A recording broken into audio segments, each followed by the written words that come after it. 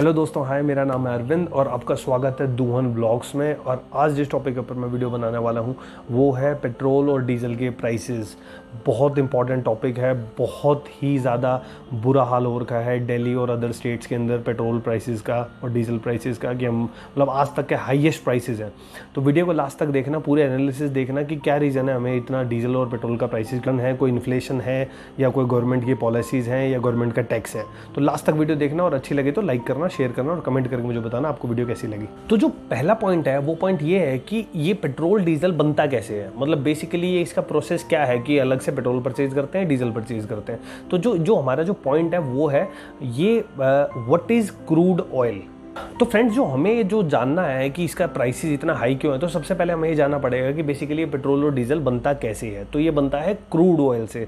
Crude oil क्या है? Crude oil वो ऑयल है जो अंडर द ग्राउंड निकलता है। मिडल ईस्ट कंट्रीज़ में, अमेरिकन कंट्रीज़ में, काफ़ी कंट्रीज़ में निकलता है, पर मोस्टली जो है वो सब मिडल ईस्टर्न कंट्री से आता है। वहाँ से एक परचेज रेट डिसाइड होता है डॉलर के फॉर्म में।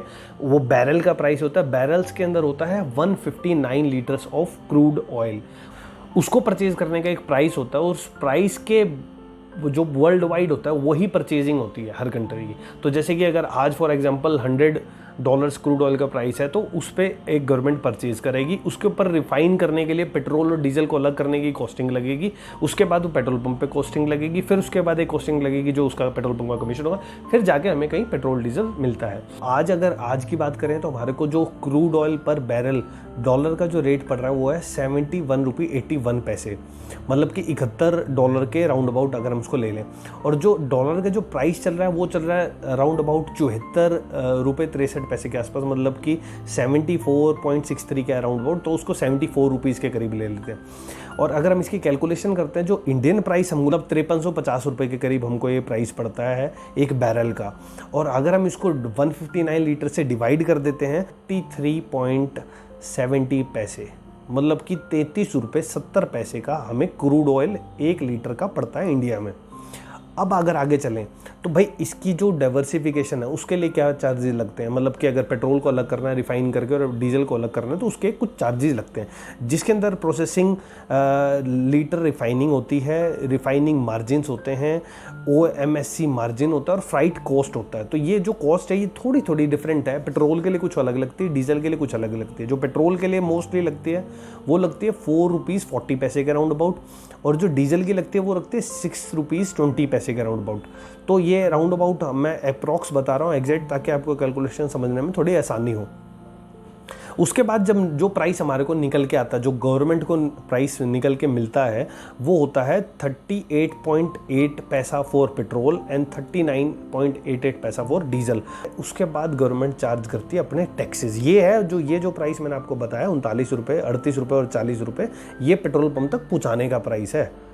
तो मतलब ये इतने में पेट्रोल पंप पहुंच गया। तो अब आप ये मान के चलिए, अब इसके बीच का जो 60 रुपीज़ का डिफरेंस है, या 61 रुपीज़ का बोले तो आज की डेट में जो पेट्रोल का प्राइस है वो 101 रुपये 84 पैसे है। मोर देन 60 रुपीज़, मतलब 62 रुपीज़ के राउंड अबाउट पेट्रोल का डिफरेंस है। डीजल का प्राइस है 89.87, मतलब कि 90 रुपये के करीब हो गया। तो 40 रुपये की चीज़ पर 90 रुपये डीजल, मतलब कि 50 रुपये के करीब हम टैक्स पे कर रहे हैं। और अगर मैं पेट्रोल की प्राइस करूं जो कि 101.84 रुपये, राउंड 61 रुपीज़ के करीब हम टैक्स पे कर रहे हैं पेट्रोल के ऊपर। अब इसके अंदर आते हैं टैक्सेस, फॉर्म्स क्या हैं टैक्सेस के। तो क्या होता है कि सेंट्रल कुछ टैक्स लेती है, स्टेट कुछ टैक्स लेती है। तो सेंट्रल का होता है सेस और सेंट्रल टैक्स लगता है, उनका एडिशनल सेस लगता है। और ऐसे ही वैट और एडिशनल सेस स्टेट गवर्नमेंट का लगता है। राउंड अबाउट 40 रुपये पेट्रोल पर। तो बचा जो अब डिफरेंस है वो स्टेट गवर्नमेंट चार्ज कर रही है। तो मान सकते हैं कि आप डिफरेंस देख सकते हैं कि 40 रुपये की चीज़, मैं कहता हूँ कि 40 रुपये की चीज़ है यार, अब उस पर GST ले लो 18% GST, 28% GST ले लो, इतना परसेंट टैक्स, मतलब 40 रुपये की चीज़ पर सेंट्रल गवर्नमेंट 40 रुपये टैक्स ले रही है, 100% टैक्स, प्लस में स्टेट गवर्नमेंट का टैक्स उसके ऊपर करीब 50% का टैक्स, 20 रुपये वो चार्ज कर रहे हैं हमसे। आप सोच के देखिए, 21-22 रुपये स्टेट गवर्नमेंट ले रही है, 40 रुपये सेंट्रल गवर्नमेंट ले रही है, 40 रुपये की चीज़ के 62 रुपये हमसे फालतू चार्ज हो रहे हैं। क्या सरकार के पास कोई और काम नहीं बचा है क्या? कोई टैक्स का रेवेन्यू नहीं बचा सोर्स? एक डाटा था टाइम्स ऑफ इंडिया के डाटा के according, last year 194 million tons of petrol and diesel use हुआ था, कंज्यूम, जो कि 20% लेस था 2019 से। तो माने कि अगर एवरेज निकालें पर डे की तो करीब करीब 55 करोड़ डीजल और जो पेट्रोल डेली की डेली आपका कंज्यूम होता है। आप बस से इमेजिन कर लीजिए 55 करोड़ इंटू 40 रुपीज़ सेंटर कमा रही है और 22 रुपये करीब पेट्रोल पे वो कमा रही है स्टेट सरकार। तो आप इमेजिन करिए 60 इंटू 54 करोड़, अगर 1 रुपया भी बढ़ता है ना तो 54 करोड़ उनकी पॉकेट में जाता है। उसके बावजूद भी हमारा देश इकोनॉमिक क्राइसिस में है, हमारे देश के पास रेवेन्यू नहीं है, हमारे देश के पास क्राइसिस आते ही सबसे पहले हमारे को सरकार, हमारे पीएम, हमारे स्टेट सीएम, कोई भी हुआ हमसे फंड मांगने लगते हैं। हमारा ही टैक्स से देश चलता है, उनके पैसे भरते हैं, उनकी सैलरी जाती है, उनकी पेंशन जाती है, उनके खर्चे होते हैं, उनकी कोटियों का बिजली का बिल भरता है, पानी का बिल भरता है, हमारे बिल भरे जाते हैं, हमारे बिल भी हम भरते हैं, पानी के बिल भी हम भरते हैं, वो सब कुछ फ्री में यूज़ करते हैं, सब कुछ हम पे कर रहे हैं, सारा टैक्स हम पे करने लग रहे हैं, सारा टैक्स हम पे कर रहे हैं और सारा बेनिफिट पॉलिटिशियंस उठा रहे हैं। अगर आप लोग ये वीडियो देख रहे हैं, मेरी आपसे हाथ जोड़कर गुजारिश है, अपने लोकल काउंसलर से, अपने लोकल एमएलए से, अपने लोकल एमपी से, चाहे वो बीजेपी का है, आपका है, कांग्रेस का है, किसी भी सरकार, एक बार क्वेश्चन ज़रूर करो यार, क्या रीज़न है हमसे इतना टैक्स लेने का? उसके बाद हमें क्या मिलता है? टूटी रोडें, टूटी सड़कें, बारिश होती है नाले भर जाते हैं, कोई साफ़ सफाई नहीं, गंदा पानी, गंदी एनवायरनमेंट, गंदी हवा। मतलब किस चीज़ के लिए हम इतना टैक्स पे कर रहे हैं? हर चीज़ पे टैक्स।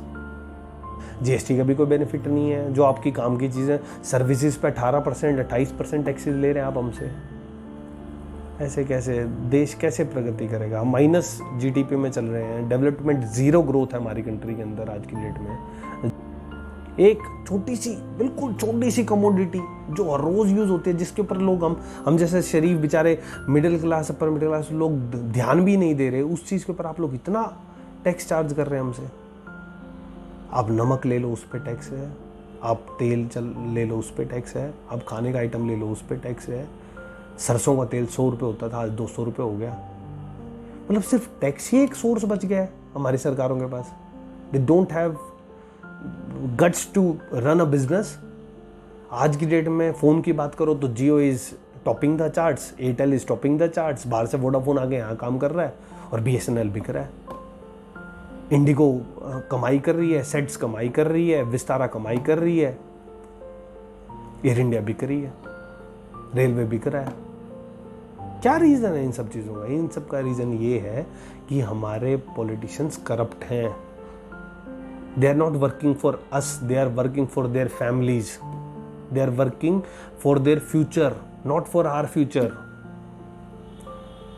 हम डेमोक्रेटिक कंट्री सिर्फ नाम के आज की डेट में, you can't question a thing.